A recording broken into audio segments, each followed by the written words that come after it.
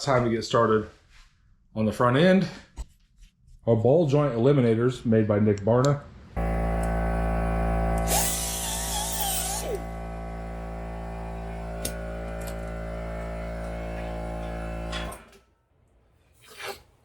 Yeah, so what I'm doing here is I'm cleaning up and smoothing out this upper surface. That way, when I go and put this piece in, I have a non-porous surface to weld to. So this is not looking like it's going to go in nice and smooth. So what I'm going to have to do is get my fly lap out and hit this a handful of times to get that to where I can get this piece in there and make it to where I can weld it around the top. Busted Knuckle says they only do 3/4 of a weld here. So that's probably what I'm going to do. I'll probably not weld here because of this piece. So I'll probably just come up and around to about back to here. I think that should be good per their instructions. Yeah, so I think that's just a little bit out of round. Get a fly lap ready and see if we can make that work.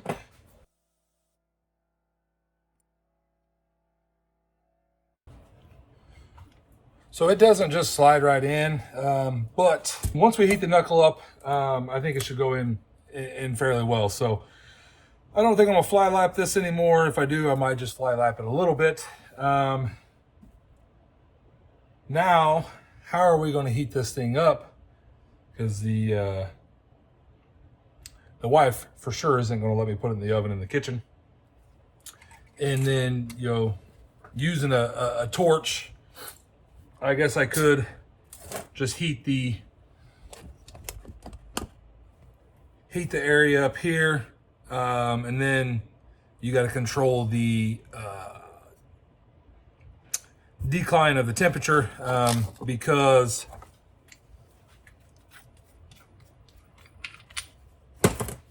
this steel and this cast steel cool at 2 different rates. So now to come up with a way to heat this up. And I think the perfect way to do that is my little old smoker here. If this works, which I think it will, the plan is to set the knuckles on there, fire the old girl up to as high as she'll go, 450 degrees, I think. Looks like maybe 400 degrees. Set the smoker to 400. That'll get the steel to 400 degrees eventually. We're gonna start it early in the morning, and hope like hell old girl's still got a little life in her. I haven't used this thing in a very long time because circuit board started faulting out on me, and I was in the middle of a long cook. And I'm like, all right, we're done. So I bought a new one. This one's just been sitting out on the back porch, and we're going to see if it can prove itself again.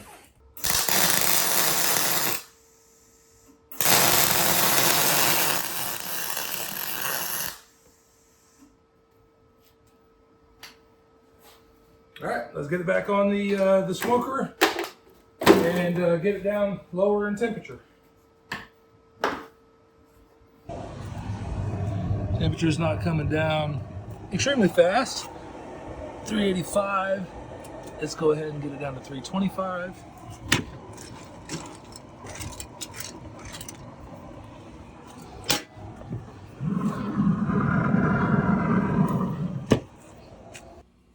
Okay, so both of these are off of the smoker now and in the garage on the floor, getting coming down even further in temperature. This one here, it's got a welding blanket inside there, plus a moving blanket on top of it. This one here has spent the last few hours in that setup. I just transferred it to that one, so that one could come down on temperature as well. The smoker temperature slowed down, or didn't slow down, but the smoker temperature come down to 300 something degrees. So I figured I'd go ahead and transfer it to the blankets to finish off the cooling process, and we'll come back out tomorrow night if I'm feeling okay. I feel like I got something coming on right at me today. Kind of sucks. But yeah, if I'm feeling up to it tomorrow, then I will start assembling those things. One eternity later. There's a little lip down here, so I'm taking a round file here. See if we can't get rid of some of that.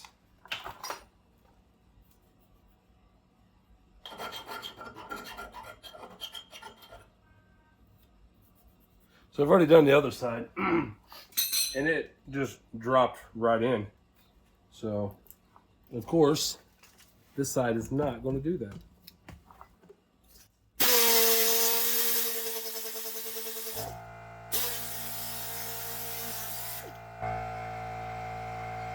There we go. All right, now the air compressor's done being loud as shit. I'm gonna put a little bit of waterproof green grease on the inside here. It's a pretty tight fit. You notice that all of that grease went down to the threads. So now we can put the knuckle on. So the lower ball joint goes in.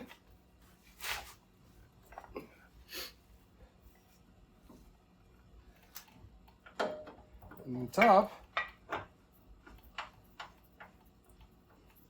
just threads down.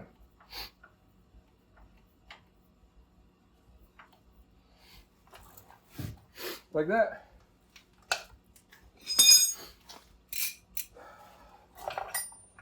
5/8 socket if you got it.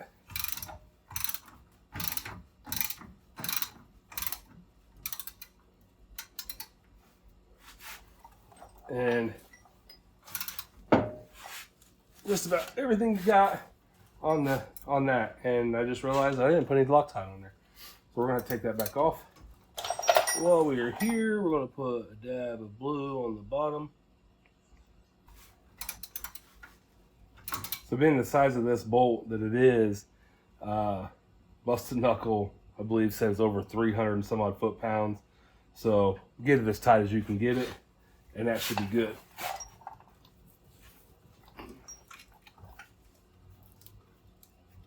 This side's a little stiffer than the other side.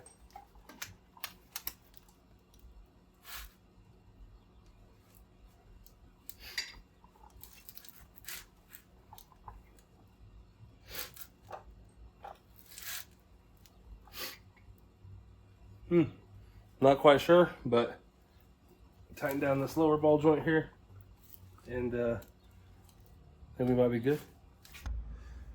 So the new lower or upper ball joint delete is done. I've got a few miles on it now, and so far everything's looking good. You can still see a little bit of grease there on the bottom. Completely happy with the way this thing turned out. It's a little stiff on the driver's side. I'm able to overcome that pretty easily with the full hydraulic steering. So if sure if you had just regular ram assist or something like that, you might be able to feel it. I don't notice it at all. So